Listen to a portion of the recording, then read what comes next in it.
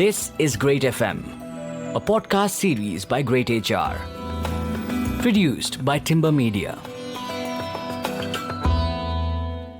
Hello, everybody. How are we feeling today? Energized, I hope, because we've got a conversation that really needs all the attention it can get lined up for you on today's episode of greytFM. I'm Ahalya, your host, of course. And I think it's safe to say that none of us, like nobody in the world, likes to be put in a box. For decades, organizations have been built around roles, fixed job descriptions, static career ladders, very template way of doing things, right? Neatly labeled boxes on an organizational chart.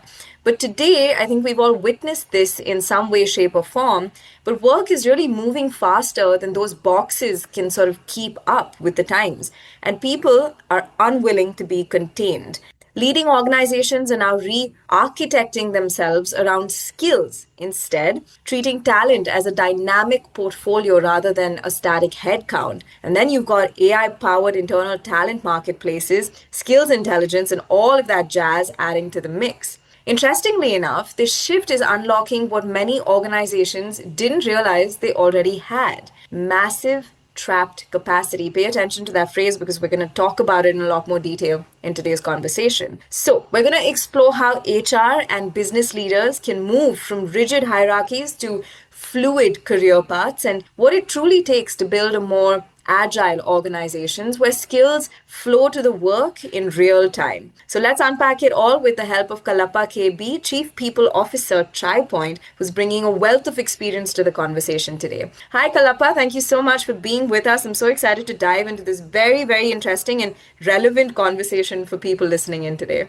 A pleasure. Thank you for inviting me. Looking forward. So I have gotten permission from Kalappa to refer to him as Kals through the rest of the conversation. So I'm going to take him up on that offer. So Kals, let's begin with the problem, right? Why has this shift become a phenomenon in the first place? And why do traditional role-based structures kind of struggle in today's business environment? I think we've all experienced this, like I said, in some way, shape, or form. And it can't just be the fact that people don't like being contained, right? It has to be something more. Fantastic question to begin with. While the role-based model is slightly outdated with intervention of AI and with HR moving in such a fast pace, people look for skills and attitude. I think that's going to rule the entire game. So obviously, moving forward, people would hire people for skills and hire people for attitude. And these are the only two things. And that's what the future demands. Right. So taking off from that, I also want to understand what happens when organizations rely too heavily on fixed job titles and, these boxes, so to speak. What kind of breaks down in the process of clinging to those boxes? Right. Okay. So if I have to give you an example of, what I do in my current organization, is that when we have a specific role which comes up, I kind of go beyond the borders to look at people. As long as people understand the function, I don't really worry about which industry they come from, because typically when you bring people from a very similar industry, they come with a lot of baggage. For example, if you need to kind of implement something, first thing they would say is that this is exactly what I used to do in my previous organization. Versus when you bring somebody from a different industry, but the function remains the same, it's a lot more easier because you don't carry any baggage. So which means you are open for learning and unlearning a lot more quicker and faster. And because you hire for skills and attitude, your baggage is not going to be there. Probably you have a number of examples should you encounter a problem. So that is where the so-called structured role-based approach to the same industry-based approach, people are moving across to function-wise, skill-wise, and attitude-wise. A lot more easy to learn and unlearn. And you're going to unlock a lot of things where a particular problem is actually faced slightly differently in different organizations. And also the kind of advantages of bringing people from different industries. Right. So I think what I'm picking up on, from that response is this idea of, first of all, diversity of thought, but also that it lends to progress, right? In a way that I think organizational charts and this role-based kind of hiring does not. Clearly, if you've got these rigid roles and structures, they're just going to lend to more rigidity in themselves, right? So But I think our listeners will also benefit from a tangible example of what this shift looks like in real life. Cal, so can you tell us, what a role-based organization would have looked like before and what's happening now in terms of skill-based hiring? Okay, for example, if I have to give you an HR position per se, if I have to hire someone in my current industry of QSR, I would typically look at people from QSR segment of business versus from the time I've been in this organization, I have actually hired people from different industries while the function remained the same. And that's how the organization would look like, because the moment I've hired people from different industry, the perspective changes. They bring in a lot more value add on to the organization because the same problem has been dealt very, very differently in different industries. That's an interesting place for us to be, right? A place of evolution and change. And when we speak of evolution and change, there are these two letters that we cannot avoid in a conversation anymore, Cal. I don't know if you've been feeling this and been running into this as well, but we have to talk about how AI has sort of lent itself to this evolution, right? One of the biggest ways I think it's involved in it is the internal talent marketplaces. So, could you take us behind the scenes of how AI internal talent marketplaces are reshaping the world of work and facilitating this skill based hiring shift? Probably I want to start with there's so much of talk about AI in every forum. And I'm sure everybody kind of watches this in various news, be it on social media, about how AI is going to change, people are going to lose their jobs, and so on and so forth. I want to kind of start saying that AI will take away those people's job who actually don't learn AI. And those people who kind of acquire AI skills quick and fast are the ones who will survive and thrive in this industry. Yeah, I think that's a common sentiment that we've been hearing about, this idea that AI will not replace people, but people using AI will replace certain people and roles, right? So You're that's bang something on. to keep an eye out for. And as work becomes more project and task based, because that's just, a result of this skill based shift that we've been seeing. I think the popular notion is that AI is increasingly matching skills to work in real time. Now, what does this leveling up require in terms of data, governance, even operational discipline, right? Because you're talking about software tools that are catching up to people's skills or enabling more skill based work in the workplace. So, what are the other considerations for us to be making in such a moment in time? Mm-hmm. Probably I want to kind of break this down to start with recruitment and talent acquisition. A Right? traditional way of doing it is manual resume screening, long hiring process. Cycle times are really, really huge versus screening resume through NLP. Absolutely spot on in terms of not word based search versus skill based search. AI chatbot which converse with people as good as what human does, Mm-hmm. some predictive analysis attached to this, in terms of finding the best fit. And overall, I can see from a talent acquisition perspective, reducing the hiring time, less of bias, more of absolutely spot on skills. In turn, I think this will impact faster hiring, better quality of talent coming on board, less bias, improved candidate experience. The second part is on employee onboarding. Everybody has to be treated differently. Everybody has to be handled differently. And I use this adage called different strokes for different folks. Second, virtual assistant to guide them on the new hire, in terms of what are the process needs to be followed rather than remembering and looking at a charter which is written down somewhere versus the virtual chatbot or an assistant can help you go through this process. Automated document verification and training schedules. An impact would be quick ramp up, higher early engagement, and a lot more satisfied employee the way you onboard. Moving on, learning and development. AI driven recommendations for people based on their learning needs, certification. And there are so many micro learning can happen through LinkedIn learning to Coursera and so on and so forth. Impact continuous learning aligned with the business needs is what going to succeed. Moving on, performance management, which is most highly spoken topic across. Mm-hmm. With AI coming on board, continuous performance tracking. If I need to give an example to you, we kind of started tracking people every quarter. We are not depending on 1 year. We have something called 100-day plan, and we kind of track people every quarter. Goals are reviewed. Performance has been looked at very closely. with all functions. And this kind of takes away the so-called annual performance appraisal to quarterly performance for us, which means every quarter you achieve a lot more than what you achieve for the entire year. And this is proving to be so productive for a company like ours. Mhm. Also, the other part is real-time feedback for people. And also with AI, you could do sentiment analysis of the people as well, how quarter on quarter is going, how does the 100-day plan is moving across. That's something which is really, really handy. Workforce planning and analytics, I think this is a big one, where a lot more organization kind of thrives. With AI coming in, you have predictive analysis again available, workforce demand and forecasting. You can actually bring people based on the business rather than loading people, thinking that the business will come through. Scenario planning for future skills, data-driven diversity and inclusion insights in terms of people, in terms of gender, in terms of. I think this workforce planning and analytics is going to be a game changer if really handled well. Reduction of bias and diversity, wherein traditionally you have unconscious human bias, either people worked in the similar sector or someone who you want to bring them on board, even though they don't fit the scheme of things. With AI coming on board, blind resumes would be screened for absolute skills and not for keywords.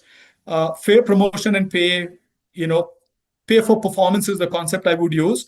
Um, I think wherein biasness would be kind of taken away, and you don't have to tell people that because this person is close to you, you're emotionally connected, you're going to be paying this person, versus when you're done with the performance appraisal with an AI intervention, it'll kind of throw up people who really, eligible and who deserves the promotion or a pay for performance. Impact is more inclusive, equitable workplace. That's how I would sum it up with AI intervention coming in to the HR moving forward in any organization. Perfect. I think that gives us a really solid download on how AI is sort of enabling and supporting this skill based shift, and also all of the things we need to keep in mind as HR professionals, leading the shift as well. So if we can just dive a little deeper into, you brought up L&D, you brought up actual skilling work that's going to be happening, right? I think one of the biggest questions here, especially for employees, is how are organizations going to use AI to increase fairness and opportunity when it comes to skill deployment, rather than sort of replace or replicate existing inequities, right? So whatever kind of already exists, the problems that we're already dealing with shouldn't just be replaced with new AI tools and lead to even more problems. I think that's a big concern for employees, is how is AI going to actually facilitate this skill shift as well? I want to take an example of something which I'm doing currently. We are an organization of where consumer consumption is the name of the game for us. We do see a footfalls on an average across the company because we kind of operate close to 190 stores and different customer experience places across the company. Now, with customer feedback is very, very important for us. When I talk about customer feedback, because we have different level of business, we have Chai Point experience as a business, and we have also Brewing Board as a business, where there are different set of customers interact with you so often, where customer feedback becomes very important for us. Currently, in the traditional way, we had this entire team onboarded through our own company, with certain skill set. And I did recognize saying that bringing one is to outsource to the company who has got the skill set and who kind of does this in very, very turnkey projects across global organization. Second, the company also uses quite a bit of an AI chatbot to kind of deal with it. Now, it's been over last, I would say 15, 20 days now, we kind of outsource this entire model. And I can actually see the result in two ways, where earlier the so-called command center was more looked at, where customer gives feedback and you kind of churn the data manually and then you kind of go in action, versus I am looking at the data now in everyday basis, very dynamic way. I kind of see that it has become a revenue earning department than where calls are simply being received. Now, AI has tremendously helped in not just in handling calls, in handling some of the customer queries, because we have done FAQs. It has actually given a lot more leverage to people in terms of handling more calls. Probably our call rate, which earlier it used to be not answered, was, for example, X percentage. Today we come down by X minus X minus X, which means We've been able to attend all the customer queries. We've been able to answer customer queries. Our business is going to be on the uptick. Second, our NPS score, the customer satisfaction scores also look to be slowly going up. So this is one of the classic example of enabling AI, and also looking at who can do what in terms of the skill set, identifying those skill set which is not your core, which can become core to someone else, and they can do really, really well, as a classic example which I can give you. Yeah, always easier to learn from an example and great to know about all of the amazing work happening within the organization. I think that just gives all of us hope, right, about the future and the direction of the skill-based evolution. I also want to ask you, from an HR perspective, especially like a hiring perspective, Cal, do you see AI becoming a talent broker of sorts, within the organization, hiring laterally, vertically, whatever it is? And what guardrails do you think leaders should put in place as AI, does take on a certain level of influence when it comes even to the hiring game?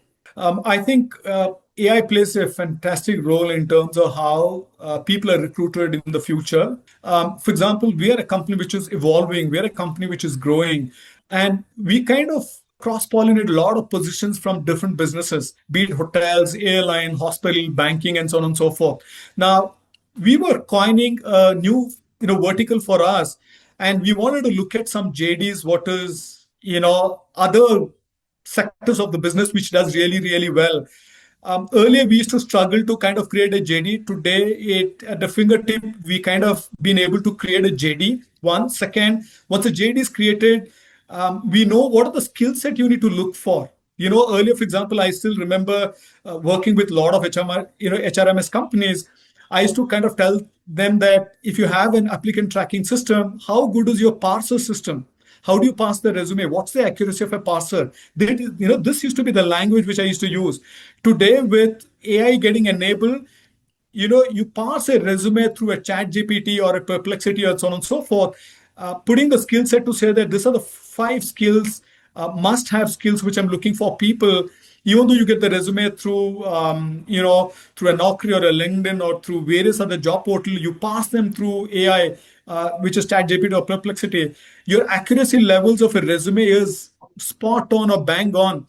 Where we used to struggle looking at 100 resumes, 1,000 resumes, today we've been able to narrow down with 5 resumes, absolutely bang on, which kind of suits the skill set. Unlike we're looking at matching the JD to JD, looking at what's your previous compensation is. I think I want to kind of rely on the fact that it's absolutely game changer for us how we recruit people, and the accuracy at which when we recruited people, they've been able to perform at the ground. And this is where I would say AI has actually helped me pinpoint particular role, particular resume, absolutely fitting into the scheme of things, which otherwise you wouldn't have gone through so much of a detailing. You would have made a lot of mistake, and once you do a hiring mistake, those mistakes are going to be so costly. Probably, I can tell you that our success rate hiring through AI has been bang on. A lot more productive people, a lot more people who are amiable to the company. And I always keep telling people that always bring people 2 levels higher than what we are today, because that's the way company is going to grow. That's going to be the future of the organization. I actually fancy AI big time, in terms of how I look at people. Yeah, no, it's, your passion for it definitely comes through in the conversation, Kalappa. But I think, and an important part, the second part of that question was, are there any guardrails or any sort of words of caution that you would like to give people listening today? Because, it's a huge shift to now have software and tools enabling hiring decisions, right? So anything there that you'd like to add? Absolutely. We are looking for a particular positions in finance as a financial controller. Obviously, AI done its work and we got those sharp 4 or 5 resume, which fits into the scheme of things. In some cases, the people intervention in terms of meeting people, talking to people will unearth a lot of things. I think while AI can do bring in a lot of efficiency in terms of how you can sharpen your or rather narrow down the resumes, but I think the people intervention in terms of meeting people, understanding people on a one-on-one cannot be taken away. While we depend on AI to kind of give that sharp resume, but the human intervention about what you can determine while you talk to the person and what you gauge, AI can't take away this element. So that's my guardrail. Especially when you recruit people, don't just depend upon AI completely. There is a human element which needs to be considered. Yeah, absolutely. And I think that applies to a lot of different workflows that AI is being introduced to, right? So definitely an important point to note. And, like I said in my introduction, Kals, there's one particular phrase, trapped capacity, that I really want to spotlight. So I'm going to ask for your thoughts on that now. It's a huge idea that has come out of this shift. Where is this capacity typically hiding, and why does it go unnoticed for so long? Why has it only just now started getting unearthed with the advent of the skill-based shift? I think the earlier was everything was manual. You would go and justify to people to say that there's so much of a work which has gone in. When you explain this to people, people used to think that this is such a clerical, run-of-the-mill job. But today, when you look at building capacity, for example, I kind of been able to bring my total strength of the department. We used to be 28 people. We currently 19 people. We are 9 down. Work has increased tenfold. All these things have happened because advent of AI. And I always also feel that people need to kind of have a full day job in terms of what do they do. But with the advent of all the AI and all the digitization process which has happened, it actually helped build capacity with the existing people. And I have this slogan to say that do more with less. And it's kind of apt with all the things which is happening surround with us. And the classic example which I gave, a reduction of 26 people to 19 people with work doubling up. It's just about building capacity and taking away those empty spaces which people used to have and not do anything about it. Today, people are highly engaged, thoroughly kind of learning as a part of the process. When you look at people in terms of hiring on skills and not for the roles, and that's an example which I want to quote, which we kind of replicated here, and I'm sure most organizations also would be doing very similar stuff, moving forward. Right. That's a good point that you've brought up about just understanding, where the bottlenecks are. And it's time to end the conversation. But before I do, I want to get your thoughts on one last thing. And this is particularly relevant for our HR audience that always tunes in, Kals. And this is that, HR, as we've seen over the past couple of years, and I think specifically right after COVID, have really started occupying space when it comes to business strategy, when it comes to driving business revenue growth, etc. And it's a very keen shift that, HR leaders, HR managers, and professionals are tracking every single day. So even this kind of movement, right, from roles to skills in the workplace places HR at the center of business strategy. So what would be your message to HR teams on, how they can do things differently to lead this transition rather than, simply get left behind and be a part of it? It's important for us to occupy that lead role. HR, long before AI, has coined this position called HRBP, HR Business Partnering. And, we gave this nomenclature to people, most of the times not understanding what does HRBP really means. Now, typically in a business, if HR needs to have a seat on the table today, they need to understand the business the way business understands the business. For example, we have 3 lines of business. If I don't understand the business the way business understands the business, I will not have the seat on the table. Neither business will entertain you. Now, the real meaning to the HRBP means if my business is not ticking, if I as an HR guy understand my business is not ticking, which means I need to be cautious about spends. I need to be cautious about the kind of people who I need to bring on the table for an interview. That is where I think HR complements. I think one of the things which every HR professional needs to do is when you get into an organization, spend more time with the business to understand all the pain points and the nitty-gritty of the business, and including going to for example, every Friday, I kind of make it a point to go and sit in one of our store entire day, coach them, guide them, help the business. And every alternate Friday, I also go to the business of our client's place I go to. For example, I pick up the clients and I go and visit the client's place and go and ask them, what do they think about our brewing bots? What do they think about the quality of the coffee and the tea and our services? I pick up the clue and I come back and give feedback to people and also give feedback to the people at the ground. I think that's the name of the game if HR needs to have seat on the table. That's absolutely true. I think you'll find a lot of HR professionals agreeing with you there that it's very valuable to understand the business before you try to lead it or participate in it, right? Thank you so much, Kaz, for your valuable insights. A great conversation today. Thanks for joining us. And thank you for having me on board. Really appreciate it. All right. We'll catch you in the next episode, everybody. But, like I said, this conversation very relevant to our times today. So I hope you've made copious notes. And yeah, see you on the next one. This is greytFM, a podcast series by greytHR. Produced by Timber Media.